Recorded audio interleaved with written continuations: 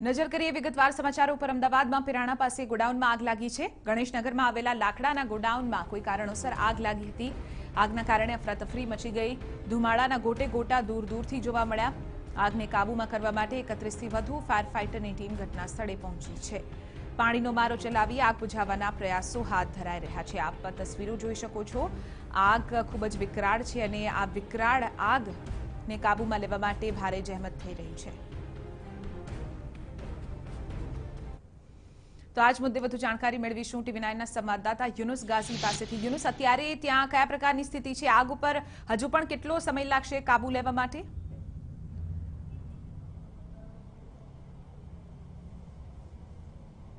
અંદાજે 1:30 વાગ્યાથી આ આગ લાગી છે અને 2.5 કલાક જેટલો સમય વીતી ચૂક્યો છે। આગ કહી શકાય કે એક રીતે કાબુમાં આવી શકે છે, પરંતુ આગની જવાળાઓ હજુ પણ દેખાઈ રહી છે। ફાયર બ્રિગેડના જે તમામ લશ્કરો છે તે મહેનત કરી રહ્યા છે। જે આપ સીધા દ્રશ્યો જોઈ રહ્યા છો તેમાં આ જે ધુમાડાના ગોટે ગોટા ઉડી રહ્યા છે, ત્યાં સૌપ્રથમ આગ લાગી હતી। ત્યાં ટાયરનો જથ્થો હતો અને તેમાં જો તાત્કાલિક આગને બુઝાવી દેવાય હોત તો આટલી ભયાનક આગ ન લાગત।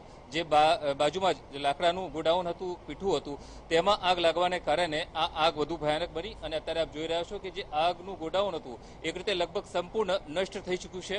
છતાં ફાયર બ્રિગેડના જે જવાનો છે તે આજુબાજુની જે ઝૂંપડપટ્ટી છે તેમાં આગ ન પ્રસરે તે માટે કુલિંગની પ્રક્રિયા કરી રહ્યા છે। અત્યારે આપ જે વૃક્ષ જોઈ રહ્યા છો તે તદ્દન સૂકું છે, પરંતુ વાસ્તવમાં તે લીલું હતું। લીલું ઝાડ પણ જો આ રીતે તેની હાલત થઈ જતી હોય તો અન્ય ચીજ વસ્તુઓની શું હાલત થઈ હશે તે કલ્પના કરવી રહી। ફાયર બ્રિગેડના જે સિનિયર અધિકારીઓ છે, ચીફ ફાયર ઓફિસર દસ્તુર અને રાજેશ ભટ્ટ સહિતના અધિકારીઓના માર્ગદર્શન હેઠળ જે ફાયર બ્રિગેડના જે લશ્કરો છે તેઓ આગ બુઝાવવાની કોશિશ કરી રહ્યા છે। આગ લાગી તેના થોડાક જ કલાકોની અંદર જે સહયોગી પ્રતીક જાદવ છે તે પણ અહીં ઘટના સ્થળે પહોંચી ગયા હતા। સૌપ્રથમ આગ જ્યાં લાગી હતી ત્યાં તેઓ પહોંચ્યા હતા।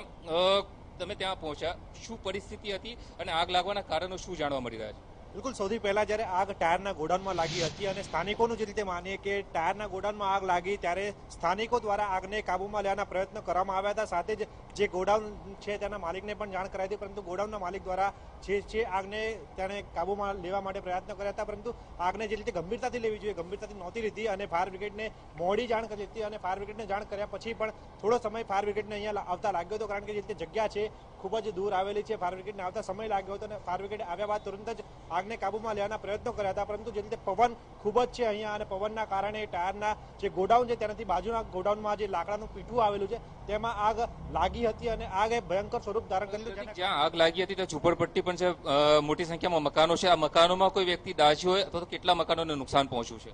બિલકુલ, જે રીતે આગ ટાયરના ગોડાઉનમાં લાગી હતી ત્યારે ખૂબ જ નજીક રહેણાંક વિસ્તાર આવેલો છે અને આ રહેણાંક વિસ્તારમાં આગ ન પ્રસરે તેના માટે ફાયર બ્રિગેડના જવાન તેમજ સ્થાનિક પોલીસ દ્વારા જે રહેણાંક મકાનો હતા તેમને ખાલી કરાવી દેવામાં આવ્યા હતા। સ્થાનિકો દ્વારા પણ આગને કાબૂમાં લેવાના પ્રયત્નો કર્યા હતા, પરંતુ જે રીતે ફાયર બ્રિગેડના ઘટના સ્થળે પહોંચી ગયા હતા ત્યારબાદ સ્થાનિકોને દૂર કરવામાં આવ્યા હતા અને તેમના જે રહેણાંક મકાનો છે તેમાંથી જે સામાન છે તેને દૂર કરવા માટે તેમને સૂચના આપવામાં આવી હતી અને ત્યારબાદ તમામ જે લોકો છે જેમના ઘરમાં આગ લાગી શકે તેવી સ્થિતિ હતી તે લોકો ઘટના સ્થળેથી દૂર લઈ જયા છે અને તેમનો સામાન પણ દૂર લઈ જવામાં આવ્યો છે।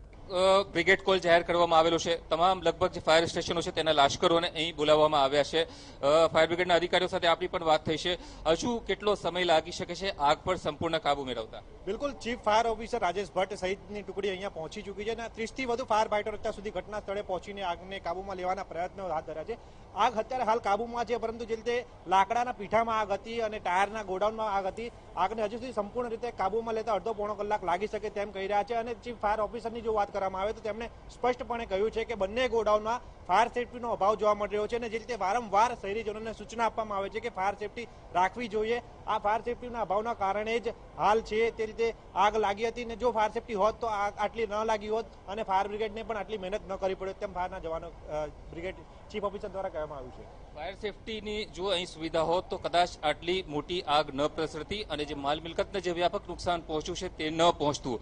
જ્યારે પણ આ પ્રકારની દુર્ઘટનાઓ સર્જાય છે ત્યારે તંત્ર દ્વારા આ પ્રકારનું કહેવામાં આવતું હોય છે, પરંતુ જ્યારે પહેલા કામગીરી કરવાની જરૂર હોય છે કે આ પ્રકારના જે યુનિટ હોય ત્યાં ફાયર સેફટીના સાધનો છે કે નહીં તેની ચકાસણી કરવી કરવી જોઈએ, પરંતુ તે કરવામાં નથી આવતી. અને ત્યારબાદ જ્યારે આ પ્રકારની દુર્ઘટનાઓ સર્જાય છે ત્યારે આ પ્રકારની વાતો કરવામાં આવતી હોય છે.